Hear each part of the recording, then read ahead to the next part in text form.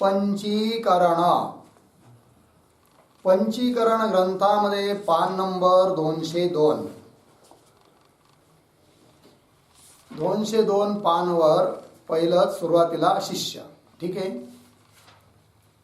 शिष्य काय म्हणतो पहा. जर ज्ञानाने संचित व क्रियमान पुण्य पापादिक सर्व कर्माची निवृत्ती होते, तर त्यानेच प्रारब्ध कर्माची निवृत्ती का होऊ नये अशी शंका उत्पन्न होते. तर तिचे समाधान कृपा करून करावे. कोण म्हणतो? शिष्य. सरळ आहे की आतापर्यंत 3 प्रकारचे कर्म सांगितले. संचित कर्म, क्रियमान कर्म आणि प्रारब्ध कर्म. आणि ज्ञानाच्या बळाने ज्ञानाने संचित कर्म दग्ध होतं, क्रियमान कर्माचा लेप लागत नाही असं सांगितलं. राहिलं काय? प्रारब्ध. मग जसं ज्ञानाने संचित कर्म दग्ध होतं, क्रियमान कर्माचा लेप लागत नाही, तर मग त्या ज्ञानाने प्रारब्ध कर्मही का दग्ध होऊ नये? तर ज्ञानाने प्रारब्ध कर्म सुद्धा जळून जातं असं मानावं असं मला वाटतं म्हणे. कोण म्हणतो? शिष्य. पंक्ती पहा. जर ज्ञानाने संचित व क्रियमान कर्म की ज्याच्याद्वारे पाप पुण्याचीच उत्पत्ती होते, ते क्रियमान म्हणजे केल्या जाणारं पुण्य पापादिक सर्व कर्माची निवृत्ती होते, तर त्यानेच ज्ञानानेच प्रारब्ध कर्माची निवृत्ती का होऊ नये अशी शंका उत्पन्न होते. तर तिचे समाधान कृपा करून करावे. लागला अर्थ? श्री गुरु उत्तर देतात. गुरु ज्ञान शब्द झाला की अर्धविराम द्या. आता पहा. ज्ञान अज्ञानाचे व संचित आणि क्रियमान कर्माचे विरोधी आहे. ज्ञान विरोधी आहे. कुणाच्या विरोधी आहे? अज्ञानाच्या विरोधी आहे. ज्ञान झालं, अज्ञान राहत नाही. ज्ञान विरोधी आहे कुणाच्या? संचिताच्या विरोधी आहे. ज्ञान विरोधी आहे कुणाच्या? क्रियमान कर्माच्या. तिघाच्या विरोधी आहे. कोण? ज्ञान अज्ञानाचे व संचित आणि क्रियमान कर्माचे विरोधी आहे, पण प्रारब्ध कर्माचे विरोधी नाही. कोण? ज्ञान. प्रारब्ध कर्माचे विरोधी ज्ञान जर असेल, समजा कल्पना करा, प्रारब्ध कर्माचे विरोधी ज्ञान मानलं तर काय अडचण सांगताय?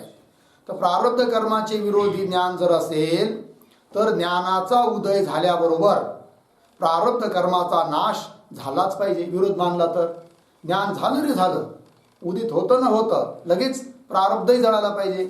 आणि प्रारब्ध सुद्धा नष्ट होत असं मानलं तर लगेच हा देह लगेच मरायला पाहिजे, पडायला पाहिजे. कारण देह कुणाच्या बळावर आहे? प्रारब्धाच्या. आणि प्रारब्धाच्या विरोधी जर ज्ञान मानलं तर ज्ञान होताच क्षणी काय? प्रारब्धही जळेल. आणि प्रारब्ध जर जळालं तर देह सुद्धा पडायला पाहिजे. आणि असं जर झालं तर काय होईल? तर ज्ञान प्राप्त करण्याकरिता कोणीही प्रयत्न करणार नाही. तो एक काय ठरेल? रोग ठरेल. चला, तर ज्ञानाचा उदय झाल्याबरोबर प्रारब्ध कर्माचा नाश झालाच पाहिजे. आणि तसा तो झाला असता प्रारब्धाने राहिलेल्या ज्ञानाच्या देहाचे नाश झाला पाहिजे. बरोबर? तसा तो झाला असता म्हणजे प्रारब्धाचा नाश झाला असता ज्ञानाने असता प्रारब्धाने राहिलेल्या म्हणजे प्रारब्धामुळे ज्याची स्थिती आहे कुणाची? देहाची. हा त्याचा अर्थ. तर प्रारब्धाने राहिलेल्या ज्ञानाच्या नाही, तिथं काय पाहिजे? ज्ञानाच्या देहाचाही नाश झाला पाहिजे. ज्ञानी जो पुरुष त्याच्या देहाचा सुद्धा नाश झाला पाहिजे. कारण देहाची स्थिती ही प्रारब्धावर अवलंबून आहे. आणि प्रारब्धच जर जळालं तर ज्ञानी पुरुषाचा देह सुद्धा लगेच नष्ट व्हायला पाहिजे. ज्ञानाच्या देहाचाही नाश झाला पाहिजे, पण तसे काहीच होत नाही. लागला अर्थ? यावरून प्रारब्ध कर्म ज्ञानाचे विरोधी नाही. अर्थात ज्ञान आणि प्रारब्ध यांचा परस्परात विरोध नाही हा अर्थ. यावरून प्रारब्ध कर्म ज्ञानाचे विरोधी नाही असे स्पष्ट दिसून येते. शिवाय युक्तीच्या विचारानेही असेच ठरते.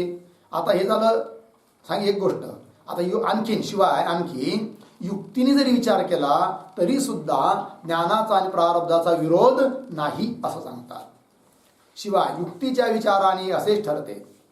तो युक्ती विचार कोणता? त्याचे एकाग्र चित्ताने श्रवण व मनन करून आपला संशय निवृत्त करून घे. कोण सांगताय? श्री गुरु. कुणाला? शिष्य. काय म्हणतात पहा, शिष्या ज्ञानाचा उपदेश करता गुरु स्वतः ज्ञानी असतो की अज्ञानी असतो ते अगोदर गृहीत धरून चाललो तर काय निघते ते पाहूया असं श्री गुरु बोलतायत. कुणाला? शिष्याला. श्री गुरु म्हणतात शिष्याला की ज्ञानाचा उपदेश करणारे जे गुरु ते गुरु स्वतः ज्ञानी असतात की अज्ञानी असतात? सांग बरं. ज्ञानी म्हटलं तरी अडचण, अज्ञानी म्हटलं तरी अडचण. म्हणजे कसं पहा आता. ज्ञानाचा उपदेश करता गुरु स्वतः ज्ञानी असतो की अज्ञानी असतो ते अगोदर गृहीत धरून, दोन्हीपैकी काही एक गृहीत धरा, ज्ञानी किंवा अज्ञानी, गृहीत धरून चाललो तर काय निघते ते पाहूया. बघा आता, स्वतः गुरुलाच जर ज्ञान नसेल, समजा आता कल्पना केली की ज्ञानाचा उपदेश करणारे गुरु कसे नाही आहे? ज्ञानी नाही आहे, नाही की नाही? कारण काय की जर समजा ज्ञानाचा आणि प्रारब्धाचा विरोध मांडला तर ज्ञान झाल्याबरोबर प्रारब्ध नष्ट होतं. प्रारब्ध नष्ट झालं म्हणजे देह पण नष्ट होतो. मग ज्ञानाचा उपदेश करणारे जे गुरु या हिशोबाने जर पाहिलं तर त्यांना काय म्हणावं लागेल? अज्ञानी. कारण ज्ञान झालं असतं तर त्यांचं प्रारब्ध नष्ट झालं असतं, देहही नष्ट झाला असता. ज्या अर्थी त्यांचा देह आहे त्या अर्थी त्यांना ज्ञान झालं नाही असं म्हणावं लागेल.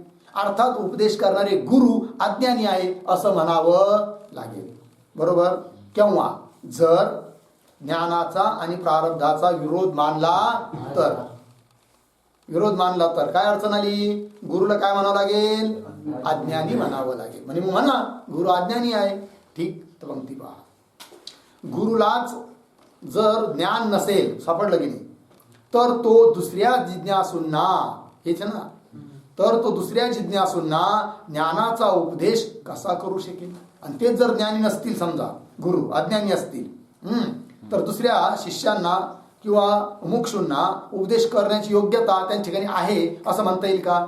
नाही. कारण स्वतःच जे ब्रह्मनिष्ठ नाही आहे ते दुसऱ्याला काय त्या ब्रह्माचा उपदेश करू शकतील? अर्थात नाही. तर तो दुसऱ्या जिज्ञासूंना ज्ञानाचा उपदेश कसा करू शकेल? अर्थातच करू शकणार नाही. मग आता गुरु ज्ञान संपन्न असतो. बघा, गुरुला अज्ञानी म्हटलं तरी जमत नाही. कारण गुरुला जर अज्ञानी म्हटलं तर ठीक आहे, मग देह राहील, प्रारब्ध राहील. कारण ज्ञानच झालं नाही तर प्रारब्ध जाणार नाही तुमच्या मतानुसार, पूर्व पक्षाच्या म्हणण्यानुसार, आहे की नाही? पण अज्ञानी आहे आणि जर गुरुला अज्ञानी मानलं तर ते उपदेश कसा करू शकतील? करू शकत नाही. याचा अर्थ गुरुला अज्ञानी म्हणता येत नाही. मग कसं म्हणावं लागेल? ज्ञानी. आणि जर ज्ञानी आहे तर कुठं त्यांचा देह पडला? नाही पडला. आणि जर नाही पडला देह, अर्थात प्रारब्धाचा ज्ञानाचा काही विरोध नाही असा अर्थ. अर्थातच करू शकणार नाही. आता गुरु ज्ञान संपन्न असतो म्हणजे ज्ञानाने युक्त असतो, म्हणूनच ज्ञानाचा उपदेश जिज्ञासूस करतो असे धरून चाललो. म्हणजे आता काय ठरलं? गुरु ज्ञानी आहे असं समजून जर आपण चाललो तर काय ठरते ते बघू. ज्ञानाने जो ज्ञानाचा उपदेश करावयाचा तो त्याने स्वतःच्या देहा वाचून करणे संभवतच नाही.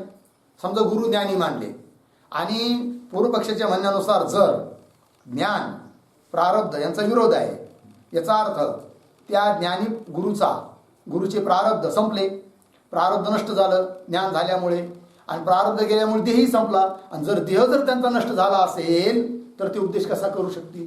आणि जर उपदेश करू शकले नाही तर उपदेशाची जी परंपरा आहे ती कशी राहील? अर्थात हा जो ज्ञानाचा संप्रदाय आहे तो त्याचाच काय होईल? उच्छेद होईल. ही एक अडचण येते. लक्ष देऊ राहिलं की नाही? पंक्ती पहा. असे गुरु ज्ञान संपन्न असतो म्हणूनच ज्ञानाचा उपदेश जिज्ञासूस करतो असे धरून चाललो तर काय ठरते ते बघू. ज्ञानाने जो ज्ञानाचा उपदेश करावयाचा तो त्याने स्वतःच्या देहा वाचून करणे संभवत नाही. देहा वाचून उपदेश करता येणं शक्य आहे का? नाही. आणि देहाची स्थिती तर प्रारब्ध कर्मा वाचून संभवत नाही. देहाची स्थिती कोणावर अवलंबून आहे? प्रारब्धावर. आणि देहाची स्थिती तर प्रारब्ध कर्मा वाचून संभवत नाही. यामुळे ज्ञानी अशा गुरुच्या प्रारब्ध कर्मासहित जो देह राहिलेला असतो, बरोबर. यामुळे ज्ञानी असे कोण? गुरु. ज्ञानी अशा गुरुच्या प्रारब्ध कर्मासहित, म्हणजे प्रारब्धही आहे, देहही राहिला आहे, प्रारब्ध कर्मासहित जो देह राहिलेला असतो तोच ज्ञानाचा उपदेश करतो. तोच काय करू शकतो? ज्ञानाचा उपदेश करू शकतो. कोण? गुरु. कोण गुरु? की ज्याचं प्रारब्ध आहे, आणि प्रारब्ध आहे म्हणून देहही आहे. असाच गुरु उपदेश करू शकतो. मग असाच गुरु उपदेश करू शकतो. मग त्या गुरुला तुम्ही अज्ञानी म्हणणार का ज्ञानी? अज्ञानी म्हणावं तो उपदेश करू शकत नाही, अर्थात ज्ञानी म्हणावं लागतं. आणि ज्या अर्थी उपदेश करताय त्या अर्थी ते ज्ञानी आहे. आणि ज्ञानी आहे म्हणजे ज्ञान करण्याकरता लागणारा देह आणि प्रारब्ध सुद्धा आहे. आणि जर प्रारब्ध आहे तर ज्ञानाचा आणि प्रारब्धाचा विरोध नाही हे सिद्ध होतं. लक्षात आलं? चला, देह राहिला असतो तोच ज्ञानाचा उपदेश करतो. यावरून ज्ञान प्रारब्ध कर्माचे विरोधी नाही हे सिद्ध होते. यावरून एकंदरीत काय ठरलं? ज्ञान आणि प्रारब्ध यांचा परस्परात काय नाही? विरोध नाही.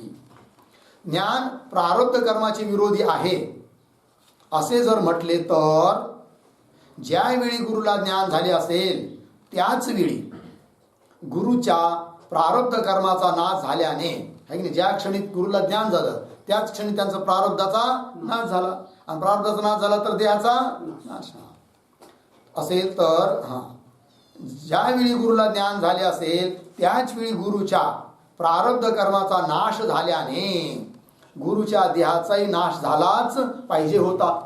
देहाचाही नाश व्हायला पाहिजे होता. कारण देहाला कारण कोण आहे? प्रारब्ध.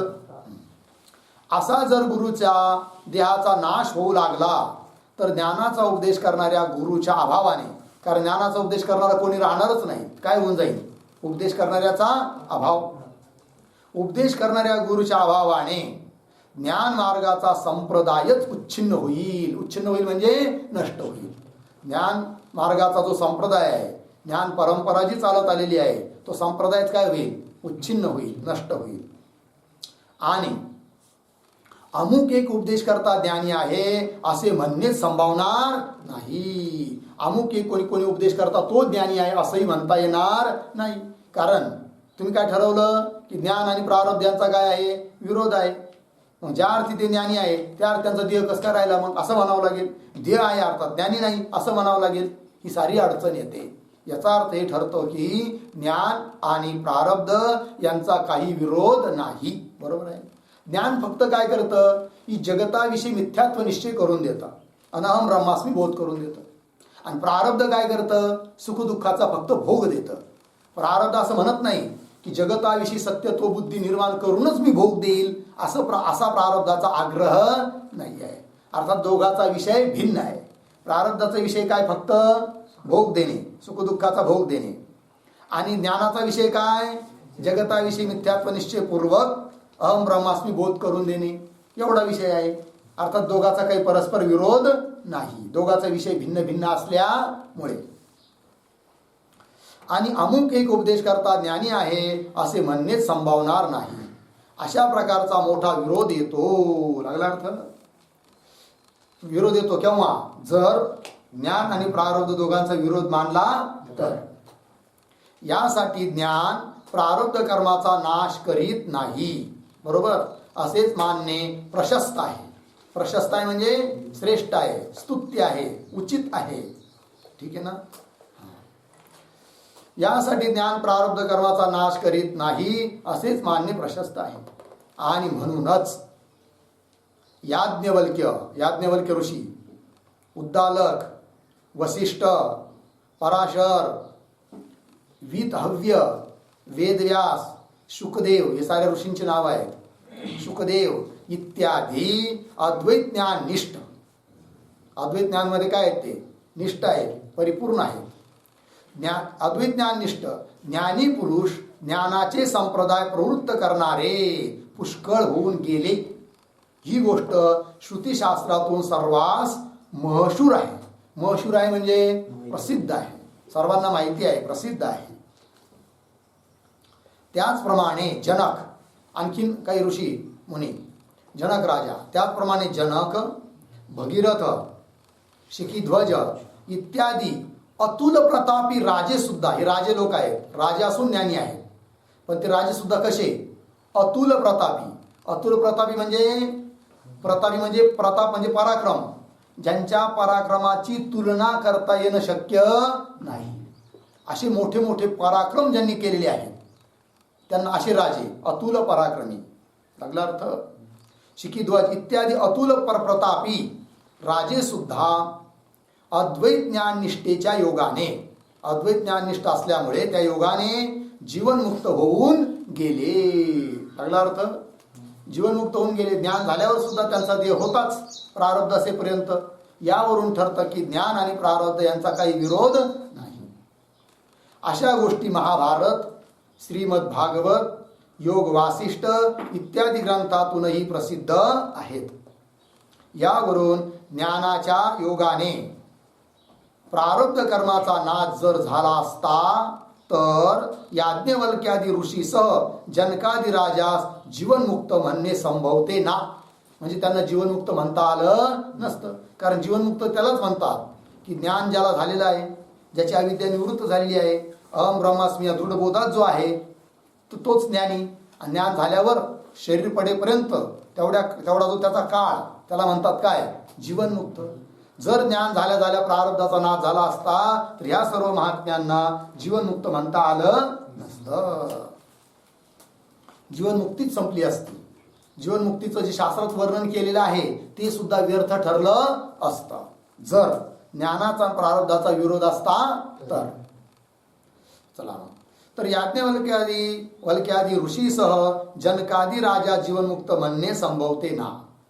कारण जे पुरुष प्रारब्ध कर्माच्या योगाने जिवंत असूनही, प्रारब्धामुळे प्रारब्ध कर्माच्या योगाने जिवंत असूनही नित्य शुद्ध बुद्ध मुक्त एक अद्वैत अकर्ता अभोक्ता सच्चिदानंद रूप आहे असे जाणल्याने मुक्त असतात. असे ब्रह्म आहे, ब्रह्मतत्व. कसं आहे ब्रह्मतत्व? नित्य शुद्ध आहे किंवा नित्य आहे, शुद्ध आहे, बुद्ध म्हणजे ज्ञान स्वरूप आहे, मुक्त आहे, कधी बंधनात नाहीच, एक आहे, अद्वैत आहे, अकर्ता अभोक्ता सच्चिदानंद रूप ब्रह्म आहे. आणि अशा तत्वाला त्यांनी जाणलेलं आहे. ब्रह्म आहे, सच्चिदानंद रूप आहे असे जाणल्याने मुक्त असतात, त्यास जीवनमुक्त म्हणतात. अशा ब्रह्मस्वरूपाला जे लोक मी रूपाने जाणतात तेच जीवनमुक्त असतात. यावरून ज्ञान प्रारब्ध कर्माला निवृत्त करीत नाही हे स्पष्ट समजून येते. एकंदरीत काय ठरलं? ज्ञान प्रारब्ध कर्माचा नाश करत नाही, अर्थात ज्ञान आणि प्रारब्ध यांचा विरोध परस्परात नाही. आणखी श्रीरामचंद्र म्हणजे भगवान राम प्रभू युधिष्ठिराधिक समर्थासही ज्ञान होऊन सुद्धा प्रारब्ध कर्माचे फल अवश्य भोगावे लागले. त्यांनाही ज्ञान झालं, पण ज्ञान झाल्यावर सुद्धा प्रारब्ध कर्माचं फल त्यांना सुद्धा भोगावंच लागलं. प्रारब्ध कर्माचे फल अवश्य भोगावे लागले. हे वाल्मिकी रामायण, व्यासकृत महाभारत इत्यादी इतिहासावरून प्रसिद्ध आहे. तात्पर्य काय? ज्ञान झाल्यावर सुद्धा प्रारब्ध कर्म हे भोगावंच लागतं. ज्ञानाने प्रारब्ध कर्म जळत नाही. प्रारब्ध कर्म आहे की नाही, भोगावंच लागतं. मग ज्ञानाने काय दग्ध होतं? संचित कर्म आणि क्रियमान कर्म दग्ध होतं. प्रारब्ध नष्ट होत नाही. झाला अर्थ? चला, आता श्लोक देत आहेत त्याकरिता. श्लोक आहे अवश्यं भावी भावाना प्रतिकारो भवेद्यधि तदा दुःखैर्न लिप्पेरन् नलराम युधिष्ठिराः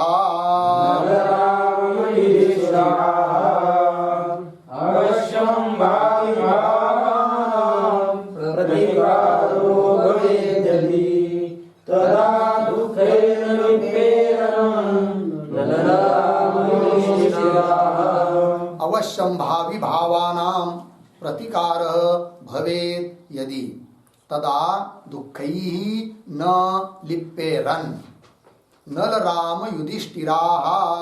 ठीक, अन्वय पहा. अवश्यम भावी भावानाम प्रतिकारः यदि भवेत, यदि भवेत खाली तदा नल राम युधिष्ठिराः दुःखैः न लिप्पेरन्. ठीक आहे, चला.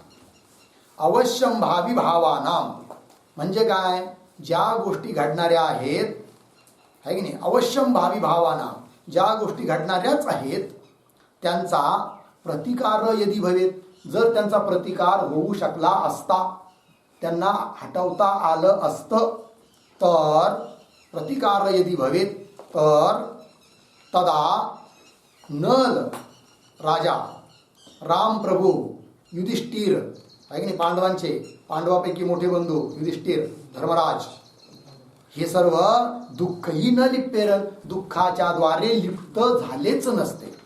कारण ते महान प्रतापी होते आहे की नाही. रामप्रभू, नल राजा, युधिष्ठिरादी महान सत्वशाली राजा थे, महान प्रभावी राजा थे. मग त्यांना काय झालं नसतं, दुःख झालंच नसतं जर अवश्य घडणाऱ्या गोष्टीचा प्रतिकार होऊ शकला असता तर.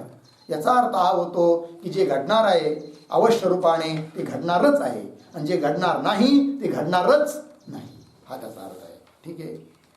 मग प्रारब्ध हे भोगूनच संपावं लागतं, त्यात काही वाद नाही आहे.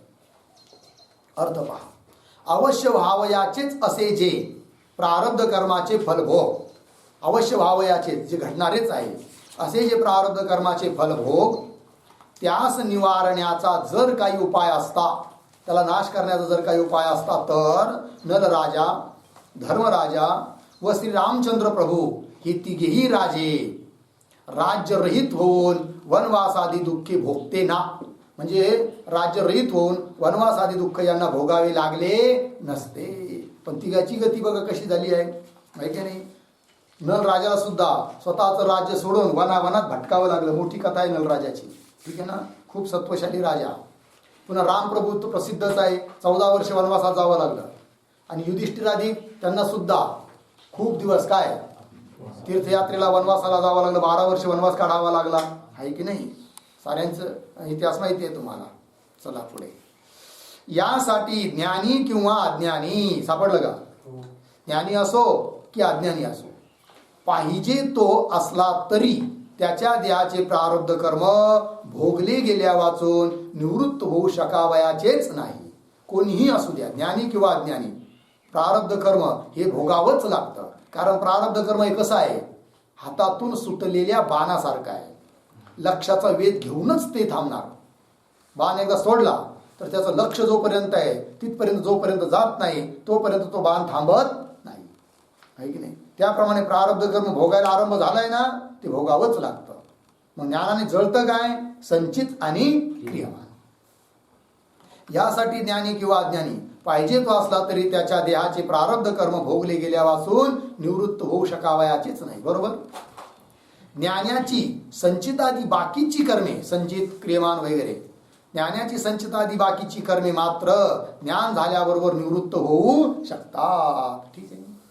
यावर श्रुतीच्या अर्थास धरून असलेले असे एका प्रामाणिक पुरुषाचे म्हणजे आप्त पुरुषाचे वचन तुला सांगतो, असं श्री गुरु शिष्याला बोलतात. एक कुठलं तरी प्रमाण आहे ते दिल्या जात आहे या ठिकाणी श्लोकाच्या रूपाने. प्रारब्धम भागतो नश्येत, प्रारब्धं भागतो नश्येत्, शेषं ज्ञानेन दह्यते, शेषं ज्ञानेन दह्यते, शारीरं त्वितरत् कर्म, शारीरं त्वितरत् कर्म, तद्वेषी प्रियवादिनोः, तद्वेषी प्रियवादिनोः. प्रारब्धं भागतो नश्येत्, शेषं ज्ञानेन दह्यते, शरीरं त्वितरत् कर्म, तद्वेषी प्रियवादिनोः. थोडी दुरुस्ती आहे. प्रारब्ध भागतोय ना, काय पाहिजे तर भोगतो, भोगत असा परिचय. पुन्हा खाली शारीरिक शरीरम शब्द आहे, तिथं पाहिजे शारीरम. ठीक आहे. आता पदच्छेद अन्वय पहा. पहिले पदच्छेद. प्रारब्धम भोगतः नश्येत शेषम ज्ञानेन दह्यते शारीरम तू इतरत कर्म तद्वेषी प्रियवादिनो हो. ठीक. अन्वय. पहिली पंक्ती सरळ आहे. प्रारब्धम भोगतः नश्येत शेषम ज्ञानेन दह्यते. खालच्या ओळी तू इतरत शारीरम कर्म तद्वेषी प्रियवादिनो हो. ठीक आहे. अर्थ पहा. तो 3 कर्म आहे की नाही, तर 3 पैकी प्रारब्धम भोगत नश्येत, प्रारब्ध भोगूनच नष्ट होतं. एक वाक्य. शेषम ज्ञानेन दह्यते. शेष शब्दाचा अर्थ येत आहे संचित कर्म. शेष शब्दाने काय घ्यायचं? संचित. ज्ञानेन दह्यते, ज्ञानाच्या द्वारे नष्ट होतं, जळतं. आता प्रारब्ध भोगून संपवायचं आहे, संचित कर्म ज्ञानाने नष्ट होतं. राहिलं कोण? क्रियमान कर्म. त्याच्याबद्दल सांगतात पहा. शारीरम तू इतरत, तू परंतु इतरत शारीरम कर्म. इतरत म्हणजे प्रारब्ध आणि संचित कर्म सोडून इतर. शारीर कर्म शरीराच्या संबंधाने होणारं कर्म, अर्थात कोणतं कर्म? क्रियमान कर्म. ठीक आहे ना. तू इतरत शारीरम कर्म, या शब्दाने कोणतं कर्म घ्यायचं? क्रियमान कर्म. इतरत म्हणजे प्रारब्ध आणि संचित सोडून इतर. इतर कोण राहिलं 3 पैकी? क्रियमान. कसं आहे ते? शारीरम कर्म म्हणजे या वर्तमान शरीराच्या द्वारे केल्या जाणारं कर्म. तू इतरत शारीरम कर्म. मग त्याचं काय घडतं? तर तद द्वेषी प्रियवादिनो हो. तद म्हणजे ज्ञानी. उस ज्ञानी पुरुषाचा जो द्वेष करतो ना त्याला लागतं, आणि जो स्तुती करतो ना त्याला लागतं. म्हणजे असं कसं काय? तर म्हणे बघा, क्रियमान कर्म. क्रियमान म्हणजे या शरीराकडून रोज केल्या जाणारं कर्म. मग त्या केल्या जाणाऱ्या कर्मात 2 प्रकार, विहित निषिद्ध. एक तर शुभ कर्म घडतं माणसाच्या हातून, चांगलं कर्म ज्याच्यापासून पुण्य उत्पन्न होतं, किंवा अशुभ कर्म, निषिद्ध कर्म, वाईट कर्म की ज्याच्यापासून पाप उत्पन्न होतं. मग आता त्या ज्ञानी पुरुषाच्या हातून प्रारब्ध आहे तोपर्यंत देह राहणार, आणि देह आहे म्हणजे काहीतरी क्रिया घडणारच. मग ज्या क्रिया किंवा कर्म घडणार ते एकतर विहित असणार किंवा निषिद्ध असणार. मग विहित कर्म घडलं त्याच्यापासून पुण्य उत्पन्न होणार, क्रियमान कर्म घडलं, निषिद्ध कर्म घडलं त्यापासून पाप उत्पन्न होणार. पण ते पाप पुण्य ज्ञानी पुरुषाकडून घडणाऱ्या कर्मापासून उत्पन्न होणारं जे पाप पुण्य ते तर ज्ञानाला लागत नाही. मग लागतं कुणाला? तर तद्वेषी प्रियवादिनो. म्हणजे ज्ञानी पुरुषाचा जो द्वेष करतो, निंदा करतो, छळ करतो त्याला पाप लागतं. ज्ञानी पुरुषाच्या हातून काही जर पाप घडलं तर ते पाप कुणाला लागतं? द्वेष करणाऱ्याला. आणि जो कोणी ज्ञानी पुरुषाची काय करतो? स्तुती करतो, सेवा करतो, आहे की नाही, त्याला काय लागतं? ज्ञानी पुरुषाच्या हातून घडणारं जे शुभ कर्म त्याच्यापासून जे पुण्य झालंय ते लागतं, प्राप्त होतं. कुणाला? सेवा करतो, स्तुती करतो त्याला पुण्य लागतं. कळला अर्थ? पंक्ती पहा. तू इतरत शारीरम कर्म तद्वेषी प्रियवादिनो. ज्ञानी पुरुषाचा द्वेष करणारा आणि प्रिय करणारा जो व्यक्ती त्याला लागतं पुण्य आणि पाप, आहे नाही. द्वेष करणाऱ्याला पाप आणि चांगलं करणाऱ्याला इच्छिणाऱ्याला पुण्य. अर्थ पहा खाली. ज्ञानाचे प्रारब्ध कर्म भोगले गेल्यानेच निवृत्त होते. म्हणजे प्रारब्ध कर्म भोगलं तरच ते नष्ट होतं, भोगले गेल्यानेच निवृत्त होते. संचित कर्म असते ते ज्ञानाने नाश पावते. संचित कर्म मात्र ज्ञानाने नष्ट होतं. व तिसरे जे शरीर संबंधी, शरीराच्या संबंधी, त्याला शारीर कर्म म्हटलं आहे. शरीर संबंधी शुभाशुभ क्रियमान कर्म होत असते. शुभ आणि अशुभ. शुभ म्हणजे विहित, अशुभ म्हणजे निषिद्ध, चांगला आणि वाईट. ठीक आहे. शुभ अशुभ क्रियमान कर्म होत असते ते त्याच्याशी म्हणजे ज्ञानाशी अनुक्रमे, क्रमानुसार प्रेम आणि द्वेष करणाऱ्याकडे जाते. ज्ञानाविषयी ज्ञानी पुरुषाविषयी जो प्रेम धारण करतो त्याला पुण्य लागतं, शुभ कर्माचं फळ पुण्य लागतं. आणि जो द्वेष करतो ज्ञानी पुरुषाचा त्याला काय लागतं? पाप. अशुभ कर्माचं फळ जे पाप ते द्वेष करणाऱ्याला प्राप्त होतं. अनुक्रमे प्रेम आणि द्वेष करणाऱ्याकडे जाते. लागला अर्थ? ज्ञानी व ब्रह्मनिष्ठ अशा पुरुषाची जो भक्तीने, ज्ञानी व ब्रह्मनिष्ठ असे जे पुरुष आहे की नाही, अशा पुरुषाची जो भक्तीने म्हणजे अत्यंत प्रेमाने स्तुती, पुढे काय व आहे ना, तर त्याच्यामध्ये या सेवा, शुश्रूषा, स्तुती आणि व या दोघांच्या मध्ये 2 शब्द टाका. सेवा, शुश्रूषा.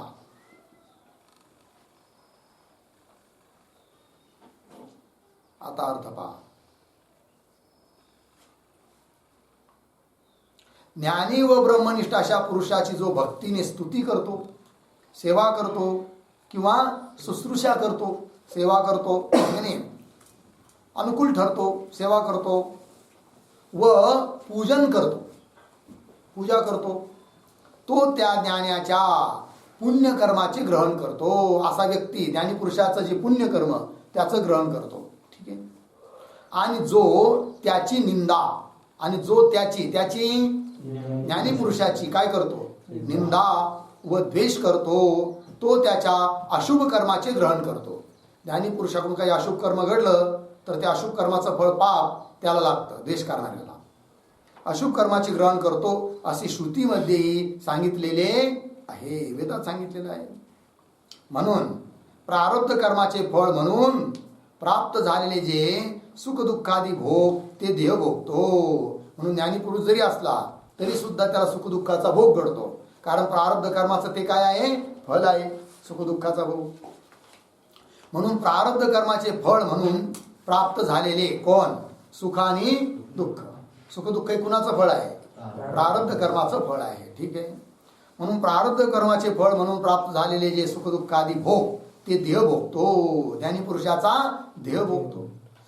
त्या देहाचा प्रकाशक आपण अभोगता. ज्ञानी पुरुषाचा काय निश्चय असतो? तो हे म्हणत नाही की मी भोगू राहिलो म्हणून, माझं प्रारब्ध आहे म्हणून. ज्ञानी पुरुषाचा निश्चय असतो देहाचं प्रारब्ध आहे, देह भोगतो, मी तर त्याचा प्रकाशक आहे, द्रष्टा आहे. आणि जो द्रष्टा असतो तो दृश्याहून वेगळा असतो. देह दृश्य आहे, मी द्रष्टा आहे, मला प्रारब्धही नाही, संचित नाही, क्रियमान नाही आणि मी सुखदुःखाचा भोगता सुद्धा नाही, असा निश्चय असतो. कुणाचा? ज्ञानी पुरुषाचा. बघा, त्या देहाचा प्रकाशक आपण स्वतः अभोक्ता परब्रह्म आहो असे जो मनुष्य अनुभव घेऊन निश्चितपणे समजतो, अनुभवाने निश्चित रूपाने जो असा आपल्या स्वरूपाला जाणतो, काय अनुभव घेऊन निश्चितपणे समजतो, त्याला जीवनमुक्त म्हणावे. अशा पुरुषाला काय म्हणायचं? जीवनमुक्त. म्हणजे तो देही असूनही मुक्त आहे. देही म्हणजे देहवान असूनही, देह धारण केलेला आहे त्याने, देह आहे त्याचा अजून, तरी पण तो काय आहे? मुक्तच आहे. म्हणजे तो देही असूनही मुक्त आहे. म्हणून आपण देह आहो अशी बुद्धी सोडून आपण आत्मा ब्रह्मरूप आहो असा निश्चय करावा.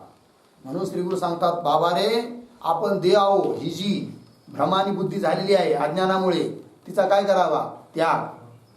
आपण देह आहो अशी बुद्धी सोडून दे, त्याग कर, आणि आपण आत्मा आहोत, ब्रह्मरूप आहो असा निश्चय करावा. लागला अर्थ? चला पुढे. आता देहाभिमान पापरूप आहे व आत्मज्ञान पुण्यरूप आहे. जोपर्यंत आपला देहाभिमान सुटत नाही तोपर्यंत आपण खऱ्या अर्थाने पापीच आहोत. म्हणून देहाभिमान हाच खरा मुख्य पाप आहे. बाकीचं सारं पाप त्या मानाने काहीच नाही, खूप छोटं आहे. देहाभिमान हेच सर्वात मोठं पाप आहे.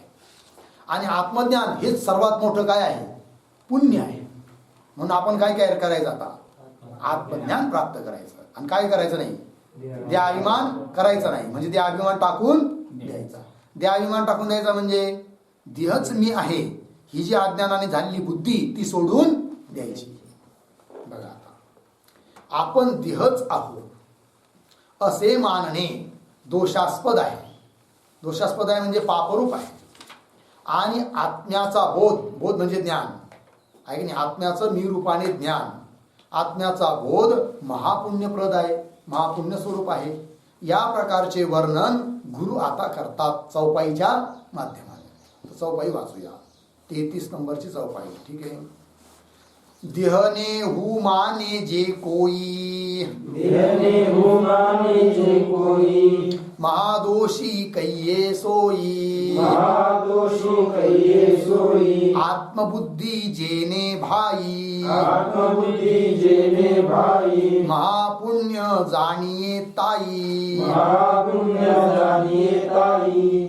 देहने हु माने जे कोई, महादोषी कहिये सोई, आत्मबुद्धि जेने भाई, महापुण्य जानिये ताई. अन्वय. देहने हूं जे कोई माने, जे कोई माने. दूसरी ओर सोई महादोषी कहिए, महादोषी कहिए. तिसऱ्या ओळीत जेने आत्मबुद्धी भाई, भाई माई आहे ना तिथं, भाई करा. जेने आत्मबुद्धी भाई. खालच्या ओळीत ताई महापुण्य जाणिये, ताई महापुण्य जाणिये. ठीक. अर्थ पहा. काही शब्दांचे अर्थ अगोदर सांगतो, नंतर पुरा अर्थ. देहने म्हणजे देहाला, हु म्हणजे मी, है की नाही. जे कोई माने, जे कोई, कोई म्हणजे कोणी, माने मानतात समजतात. झालं पहिल्या वेळीचा अर्थ. काय. देहने म्हणजे देहाला, हु म्हणजे मी, मी देहच आहे, अशा रूपाने जे कोई माने, जे कोणी मानतात, म्हणजे देहालाच आपलं स्वरूप जे कोणी समजतात. ठीक आहे ना. सोयी महादोषी कहिये. सोयी म्हणजे त्यांना, महादोषी कहिये. कहिये म्हणजे म्हणावे, समजावे.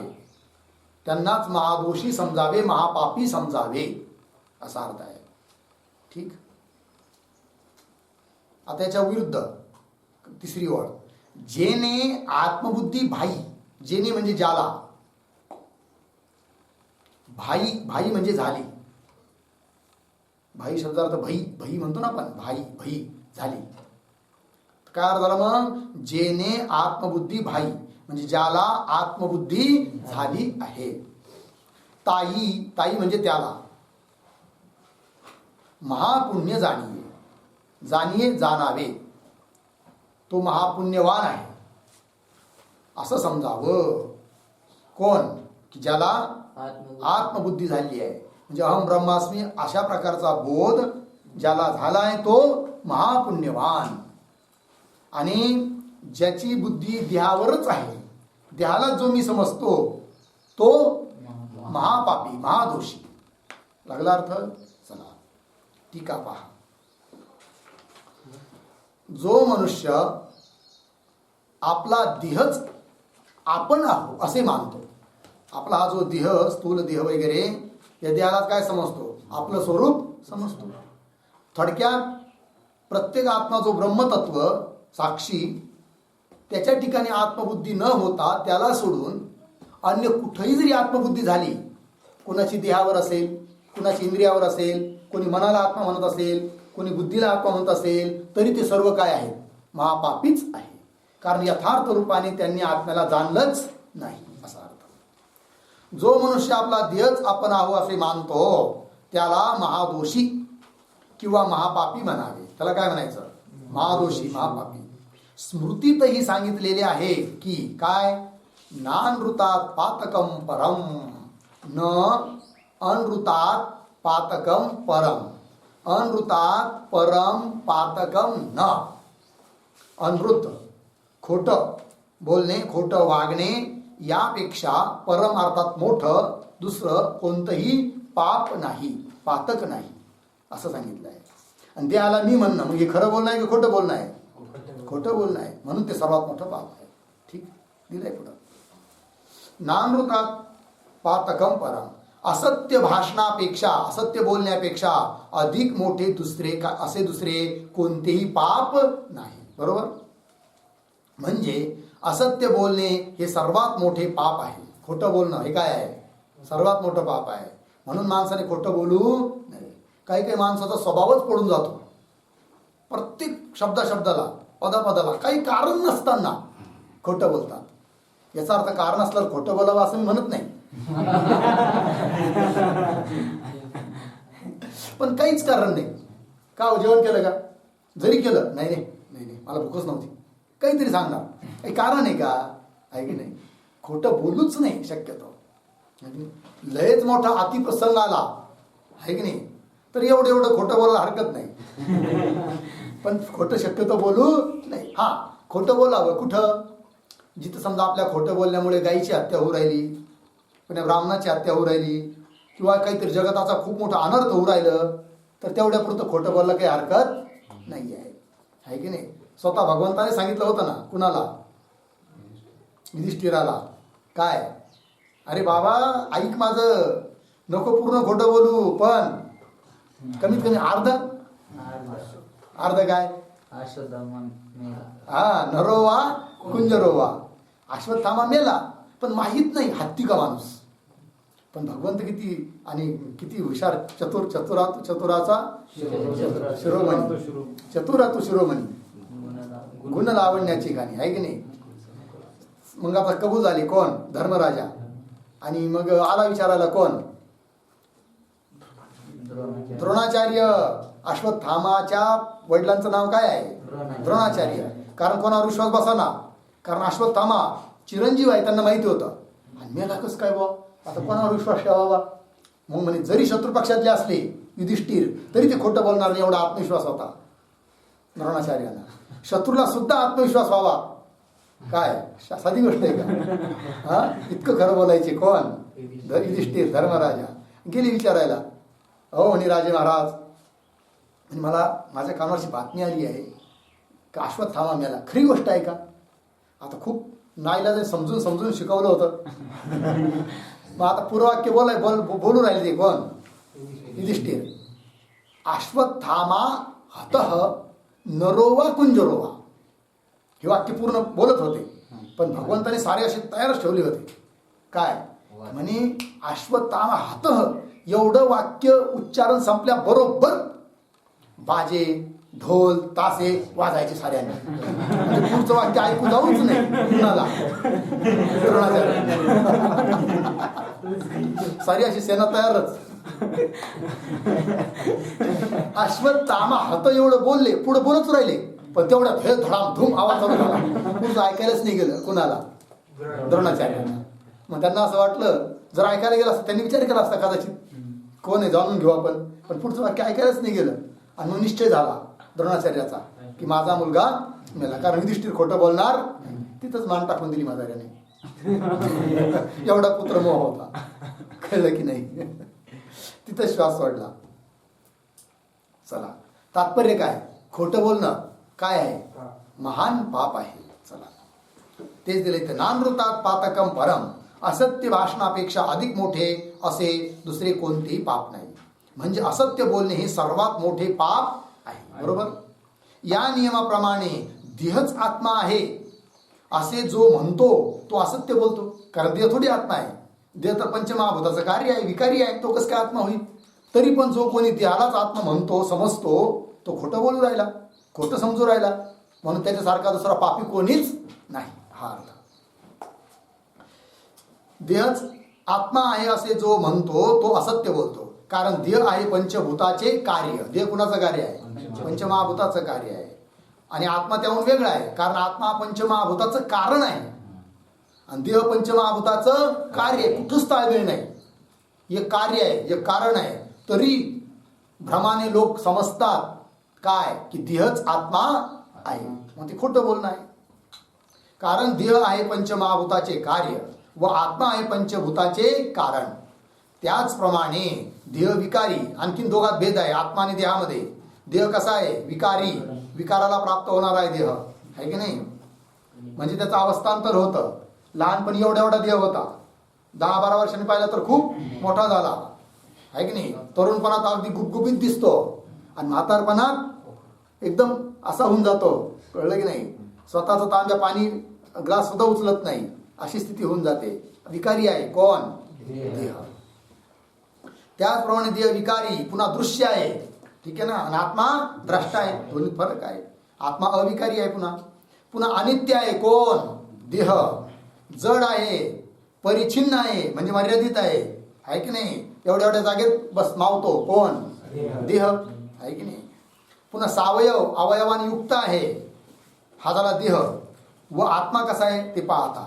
आत्मा अविकारी म्हणजे विकार रहित, पुन्हा द्रष्टा, पुन्हा नित्य, पुन्हा ज्ञान स्वरूप, पुन्हा परिपूर्ण, पुन्हा निरवयव आहे. कोण? आत्मा. दोघांच्या धर्मामध्ये अत्यंत विरोध आहे. म्हणून कोणत्याही परिस्थितीत कधी देह आत्मा होऊच शकत नाही. पुन्हा देह कसं आहे आणखी सांगतात. देह अपवित्र आहे, बरोबर. दुर्गंधाने युक्त आहे. कोण? देह. मल, मांस, मूत्र, रुधिराधिकांनी भरलेला आहे. कोण? देह. मल, विष्ठा, मांस, मूत्र, रुधिर म्हणजे रक्त इत्यादिकांनी भरलेला आहे देह. व आत्मा कसा आहे? सदा शुद्ध आहे, कशानेच मलिन होत नाही. अत्यंत विरुद्ध झालं की नाही देह आणि आत्म्यात. आत्मा सदा शुद्ध, निर्मल व आनंद घन आहे. या रीतीने देह व आत्मा यांची लक्षणे परस्पराहून भिन्न असल्यामुळे दोघांची लक्षणं अत्यंत काय आहेत? भिन्न भिन्न आहेत. आत्मा देहाहून निराळा आहे असे अनुभवाने समजण्यासारखे आहे की नाही. आत्मा कसा आहे? देहाधिकाहून भिन्न आहे. तथापि तरी पण देहाहून आत्मा वेगळा आहे असे न समजता, समजायला पाहिजे, पण न समजता देहच आपण आहो असे जर कोणी म्हणेल तर त्याला महादोषी म्हटले पाहिजे. देहालाच कोणी जर आत्मा म्हणत असेल तर तो काय आहे? महादोषी, महापापी. किंवा ज्याप्रमाणे वात, पित्त आणि कफ हे 3 द्रव्य असतात आपल्या शरीरात, त्याला त्रिदोष असंही म्हणतात. वात, पित्त आणि कफ प्रत्येकाच्या शरीरात असतात. फरक एवढाच की काहींची प्रकृती वातमय असते, म्हणजे वात अधिक असतो, काहींची प्रकृती कफमय असते, आणि काहींची प्रकृती पित्तमय असते. ठीक आहे ना. किंवा ज्याप्रमाणे वात, पित्त आणि कफ ही तिघेही एकत्र झाली म्हणजे त्यास महादोष म्हणतात किंवा त्रिदोष म्हणतात, अथवा सन्निपात म्हणतात. सन्निपात एक आजाराचं नाव आहे. कोणत्या आजाराला म्हणतात सन्निपात? की तिन्ही दोष एकत्र होणे, त्याला काय म्हणायचं? सन्निपात होणे किंवा त्रिदोष होणे असं म्हणणे, आहे की नाही. किंवा महादोष झाला असं म्हणतात, किंवा सन्निपात झाला असं म्हणतात. त्यास महादोष, त्रिदोष अथवा सन्निपात म्हणतात. व हा सन्निपात ज्यास झाला असेल तो मनुष्य मृत्यूच्या वश होतो. ज्याला सन्निपात झाला त्याचा तो आजार दुरुस्त होणं महाकठीण, झाला तर झाला कुणाचा, शक्यतो तो मृत्यूच्या वशीभूतच होतो. ठीक आहे. असेल तो मनुष्य मृत्यूचा वश होतो, म्हणजे मृत्यूच्या अधीन होतो, म्हणजे मृत्यूच्या तावडीत सापडतो, मरून जातो असा अर्थ. पुढे पहा, हा दृष्टांत झाला. त्याचप्रमाणे सापडलं का? देहाचा अभिमान बाळगणाऱ्यासही महादोषी म्हणावे.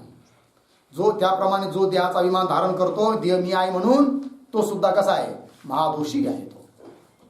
त्याचप्रमाणे देहाचा अभिमान बाळगणाऱ्यासही महादोषी म्हणावे. सापडलं? पुढे काय आता? म्हणजे त्याला सन्निपात झाला असे समजावे, आहे की नाही. परंतु असं नाही वाक्य, तिथं थोडा बदल आहे. तर तिथं हे 2-4 शब्द कट करा. म्हणजे त्याला सन्निपात झाला आहे समजावे, एवढं कट करा. म्हणजे त्याला सन्निपात झाला आहे समजावे, कट करा. आणि तिथे एक वाक्य टाका, दुसरीकडे वर कुठेतरी लिहा, तिथं चिन्ह द्या. तर लिहा, तो देखील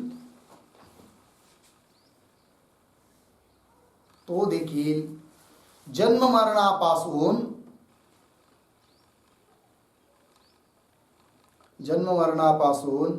कधीच वेगळा होऊ शकत नाही. कधीच वेगळा होऊ शकत नाही. पूर्णविराम. पुनः पुनः जन्ममरण रूप संसारालाच प्राप्त होतो. जन्ममरण रूप संसारालाच प्राप्त होतो. बस.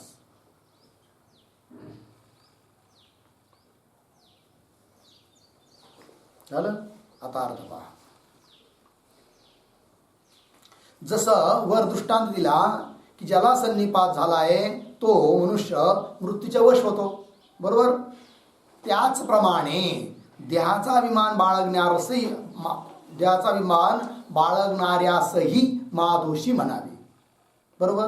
आणि असा जो महादोषी आहे तर पुढं तो देखील जन्ममरणापासून कधीच वेगळा होऊ शकत नाही जोपर्यंत देहाभिमान आहे.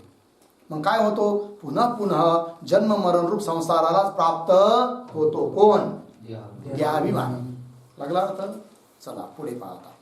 भागवतातही, श्रीमद भागवतामध्ये देखील श्रीकृष्ण भगवंतांनी उद्धवास सांगितले आहे की काय सांगितलं पहा. उद्धवा, अहंता ममता रूप बुद्धी केवळ सन्निपातच आहे असे समजावे.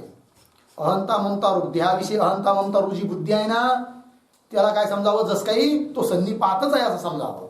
म्हणजे काय की सन्निपात झाल्यावर जसं मनुष्य वाचत नाही, मृत्यूच्या वशीभूत होतो, तसं अहंता ममता रूप बुद्धिवाला मनुष्य देखील बार बार बार बार जन्म मरणालाच प्राप्त होतो. असं. उद्धवा, अहंता ममता रूप बुद्धी केवळ सन्निपातच आहे असे समजावे, बरोबर.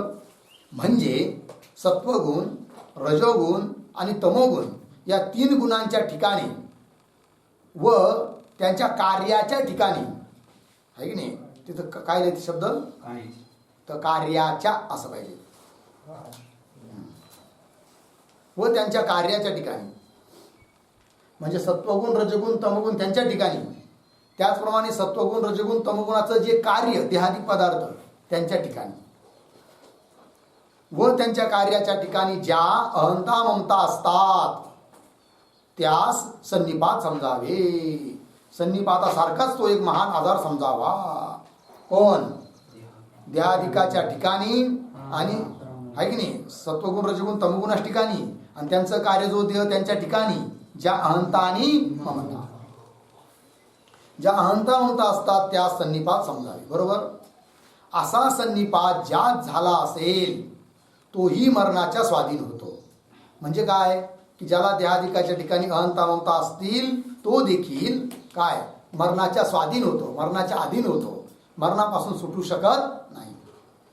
असा सन्निपात ज्या झाला असेल तोही मरणाच्या स्वाधीन होतो आणि त्याचे जन्म मृत्यूरूप दुःख निवृत्त होत नाही असे समजावे. कोणत्याही उपायाने जन्म मृत्यूरूप दुःख त्याचे निवृत्त होऊच शकत नाही.